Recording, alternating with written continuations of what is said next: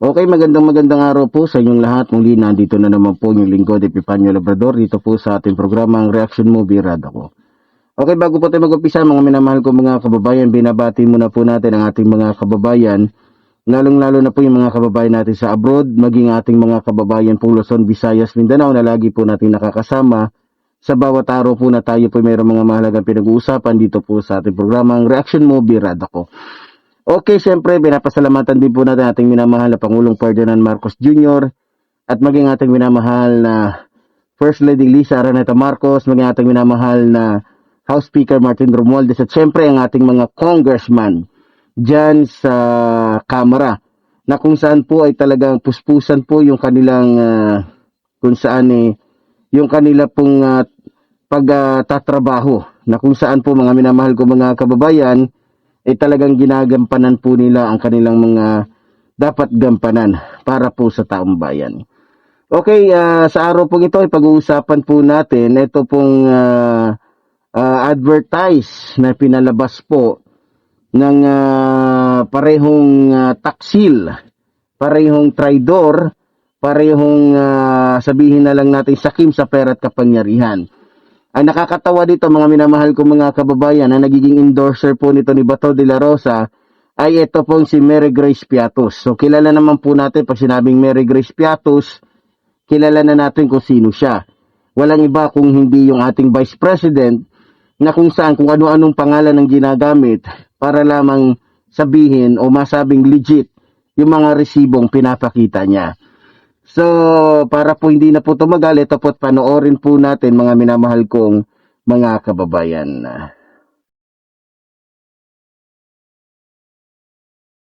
Binabatikos, pinaparatangan, at dinudungisan nila ako. Ganyan sila katakot. Pero sino ba ang totoo sa serbisyo at may dedikasyong magsilbi? Ikaw, Senator Bato de la Rosa, ang patuloy na sumusumpo sa iligal na droga. Ikaw, Senator Bato, ang kalaban ng kriminalidad at korupsyon. Ikaw, Senator Bato, ang kailangan ng Pilipino. Matibay ang bato, hindi matitibag ang bato. At misyon kong pangalagaan ang buhay niyo. Gusto ko ligtas kayo. Taga niyo sa bato. Yes, sir, sa Senado.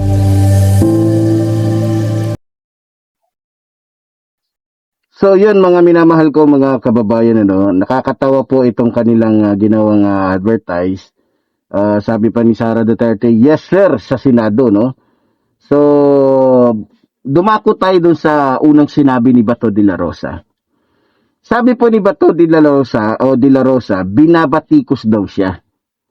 Binabatikos So, sabi din niya, pinaparatangan daw siya. Dinudungisan daw natin o ng mga kalaban niya yung kanyang pangalan. Ganyan daw tayo katakot kay Bato de la Rosa. Pero sabi niya, sino ba ang totoo sa serbisyo? Okay. Sino daw ba ang totoo sa serbisyo? Ngayon, siyempre, nakita niyo na, panood niyo naman, bigla pong lumitaw si Mary Grace Piatos, no? Lumitaw si Mary Grace Piatos sa kanya gamit yung kanilang EI, at ang sabi, ikaw, Senador Bato de la Rosa, na siyang patuloy na sumusugpo sa droga. So, patuloy daw sinusugpo ni Bato de la Rosa ang droga. Sabi lang ni Mary Grace Piatos yun.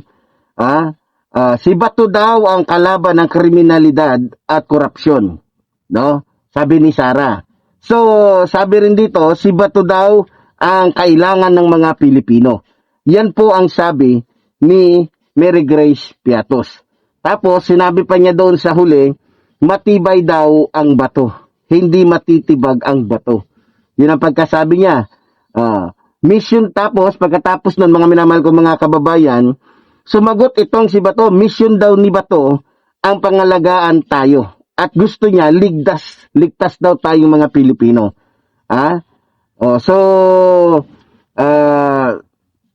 yun ang sabi, yun ang kabuuhan ng kanilang mga pinagsasabi. So, bumalik tayo doon sa unang sinabi ni Bato de la Rosa. Sabi po ni Bato de la Rosa, binabatikos daw siya. So, binabatikos o nilalahad lang yung katotohanan. Binabatikos o ipinapaalam lang sa taong bayan kung ano at sino talaga siya. Alin doon ang totoo? Sige nga, alin doon ang tunay? Sige nga. So, para sa akin, mga minamahal ko mga kababayan, hindi po binabatikos. At kung binabatikos man siya, lalong-lalo na ng yung lingkod Epifanio Labrador, tayo po ay may sapat na dahilan, tayo po ay may sapat na ebidensya, tayo po ay may sapat na kung saan masasabi nating matinding dahilan para batikusin siya. Lalong-lalo na po dito sa ating programang Birada mo, Reaction Mo, Birada Ko. So, kung binabatikos man natin dito si Bato de la Rosa, dahil yan sa kanyang katrayduran, dahil yan sa kanyang pagiging aso ng isang politiko, dahil yan sa kanyang pagiging sunod-sunuran sa mga amo niya o ginagawa niyang poon na katulad po ni Rodrigo Roa Duterte at ng mga anak ni Rodrigo Roa Duterte, na kung saan ang kanyang pagiging senador ay nagagamit niya hindi para protektahan ang taong bayan, kundi para protektahan lamang yung kanyang amo. Sabi pa ni Bato de la Rosa, pinaparatangan daw siya. Mga minamahal ko mga kababayan, para sa akin po, lilinawin ko lang, wala naman pong paninirang ginagawa laban sa kanya. Parang gusto niya yata sabihin, yung mga nilitaw, sinabi, o nilahad ng mga congressman natin doon sa Quadcom, sa kanilang pag-iimbestiga, gustong palabasin, nitong ni Bato de la Rosa na yun ay paninira lamang. O pinaparatangan lamang siya ng kung ano-ano. Malinaw naman po na talaga naman siya ang dapat na isa sa pangunahing dapat papanagutin sa nangyaring EGK. Sa nangyaring patayan nung panahon ng kanyang amo, na kung saan siya ang naging chief of staff ng Philippine National Police. At kung anuman ang lumalabas sa pag-iimbestiga ng ating mga congressman, yun ay may basihan at yun ay dumaan sa matinding pag-iimbestiga bago nila ito inilahad sa taong bayan. Kaya kung lumabas man ang kanyang pangalan doon, hindi yun gawa-gawa, yun ay may matibay at sapat na dahilan o ebidensya.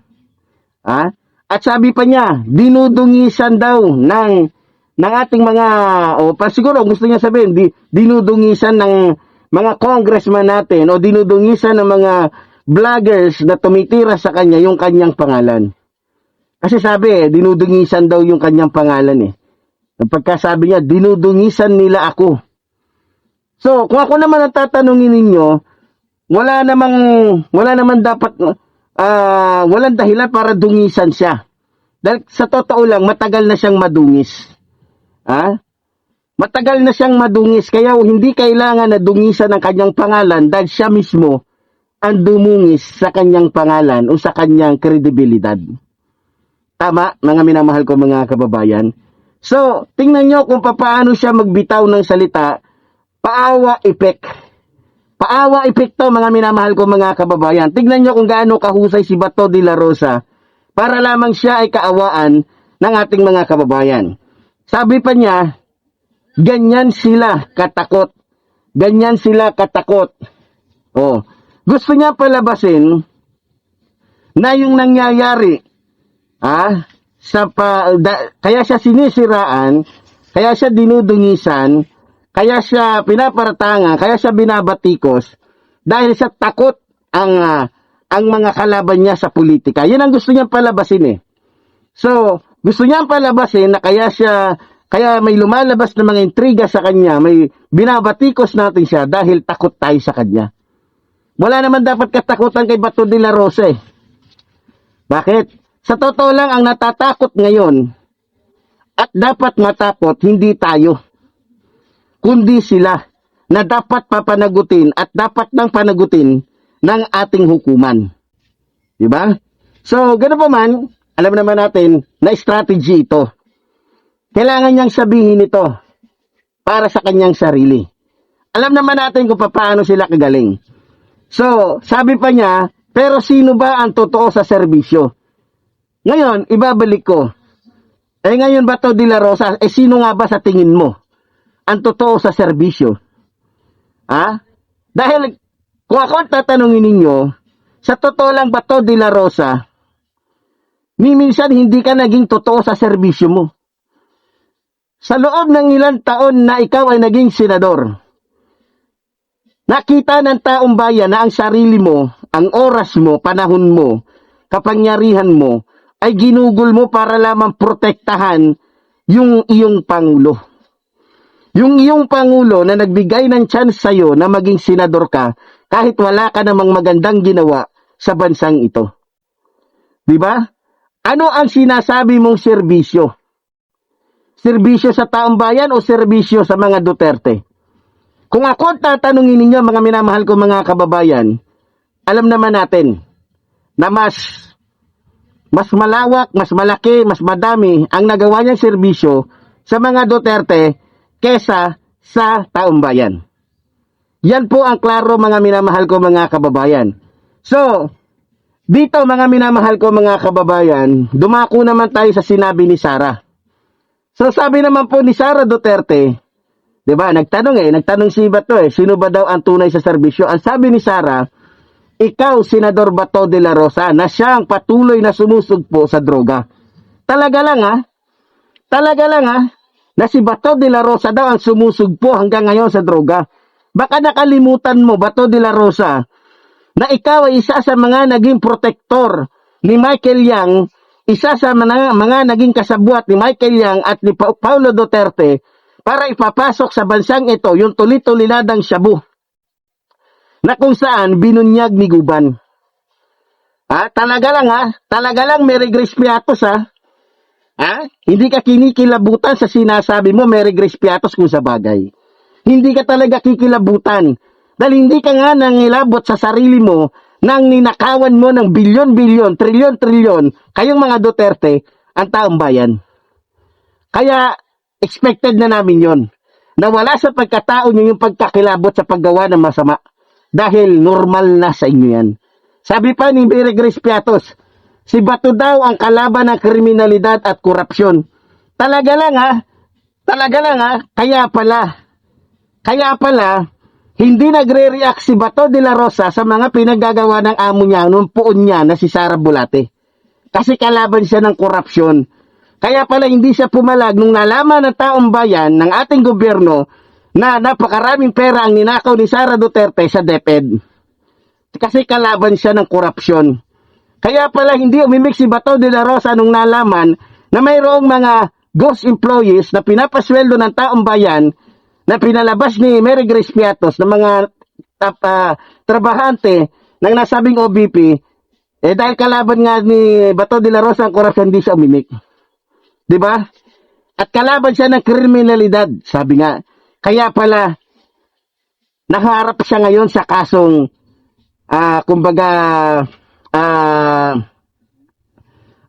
tawag dito, yung tungkol sa AGK, Against Humanity. Yung kinakaharap niya na kaso. Kasi, kalaban siya ng kriminalidad. Tingnan nyo mga minamahal ko mga kababayan. Kung titignan nyo, napakalayo po sa katotohanan. Nakakatawa yung nag-i-endorso, lubog na. Lubog na. Dahil nga sa natuklasan na kung ano at sino si Mary Grace Piatos. Yung nag-endorso, baksak na. Pati yung ini-endorso, lubog na. So, sa tingin ninyo, mga minamahal ko mga kababayan, kahit pag gumawa ng ilang mga tawag dito, commercial, itong dalawang bugok na ito, hindi na uubra sa taong bayan yan. Hindi na uubra yan dahil sawang-sawa na booking na kayo ng taong bayan. So, sabi pa ni Sara Duterte, ito ni Mary Grace Piatos, si Bato daw ang kailangan ng Pilipino. Talaga lang Talaga lang, kailangan ng mga Pilipino si Bato? Wow! Hindi kinakalibutan. Hindi man lamang tumayo ang balahibo ni Sara nung sinabi niya pero kung sa bagay. Kailangan niyang sabihin yon. Kasi nga naman, kapag nandiyan si Bato sa Senado, may magtatanggol sa kanya. Diba? Kaya nga niya kailangan sabihin yun eh. Yun talaga yung purpose nun. Kaya sinabi ni Sara yun. Sa totoo lang, ilang taon na pero walang nagawang mga proyekto itong si Bato de la Rosa. Ang kanyang naging trabaho sa loob ng ilang taon kundi protektahan lamang yung mga tao ni Duterte na kailangan panagutin ng ating gobyerno. Nagiging abogado siya, nagiging tagapagtanggol siya ng mga kriminal. Ng mga rapist na katulad ni Kibuloy. Kung makikita ninyo. Imbes na tulungan niya yung mga ni-rape ni Kibuloy, ano ginawa niya? Pinababango niya, pinagtatanggol niya si Kibuloy. Yan ba yung kalaban ng mga kriminalidad? Yan ba yung kalaban ng mga gumagawa ng masama? O protektor ng mga taong masasama? So paano masasabi natin ngayon na kailangan siya ng mga Pilipino? O baka kailangan siya ni Digongyo? Yun ang totoo nun. Kailangan siya ni Sara. Kailangan siya ng mga kaalyado nila. Para nang sa ganon, alam nyo na, magagamit yung kapangyarihan ni Bato bilang senador. Yun yung katotohanan, mga minamahal ko mga kababayan. So, sabi pa ni Sara, matibay ang bato, hindi matitibag ang bato. Pero isa lang sasabihin ko sa iyo, Sara, baka hindi mo pa alam. Tuturuan lang kita. Alam mo bang may batong malambot? Alam mo bang may batong mahinang klaseng bato? Kung di ka pa nakakita nun, yan mismo yung ini-endorse mo, yun yung uri ng bato na malambot. Yan yung uri ng bato na malambot. Meron talagang batong matigas, pero hindi yon si Bato de la Rosa. Dahil ang tunay na bato ay naninindigan sa katotohanan, naninindigan sa kabutihan, naninindigan para sa mga Pilipino. Hindi nagiging aso o sunod-sunuran sa isang politikong sakim sa pera at kapangyarihan. Kaya wag mong hilain tulad si Bato de la Rosa sa matibay na bato. Dahil sisiguraduhin ko sa inyo, madudurog at mapipino kayo sapagkat kalaban ninyo ang katotohanan at maging ang mga Pilipinong gising na sa katotohanan. So sumagot naman itong si Bato. Ang sabi naman ni Bato, mission daw ni Bato ang pangalagaan tayo at gusto niya ligtas tayong mga Pilipino.